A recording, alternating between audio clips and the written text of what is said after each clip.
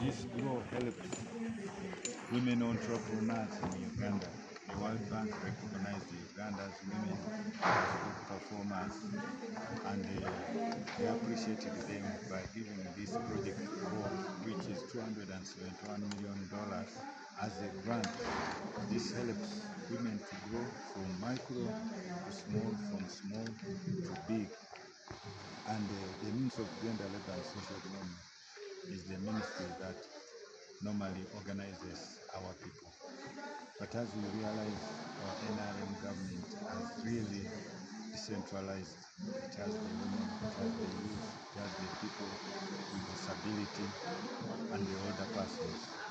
And then for us as older persons, we don't want to be left behind. We are talking of inclusiveness in all activities in government and also visibility through these kind of projects. That's why I discussed with the Grow project, and they accepted to actually convene a workshop for my old women, those who are 60 and above and those near that, so that they also enlighten them on this, to enable each of them to come up with these expectations, knowing what they can do for them. And not only that, I'm also an MP for older persons in Eastern region. And all these people who came from here, each district in Eastern region has sent a woman or two to come here and participate in this event. So the whole of Eastern is here. You have Teso, you have Soga, you have Bishop, you have Bukedi, and you have Sadei. Each of these districts is represented, and they really appreciated this initiative.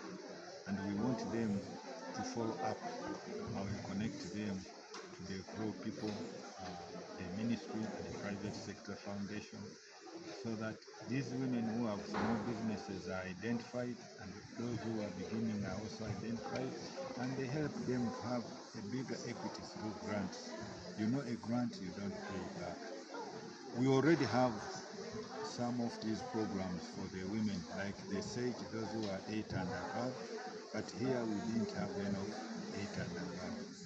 Those, as you realize, those days the women were not really going in the business. That's why you realize 8 and above is not there.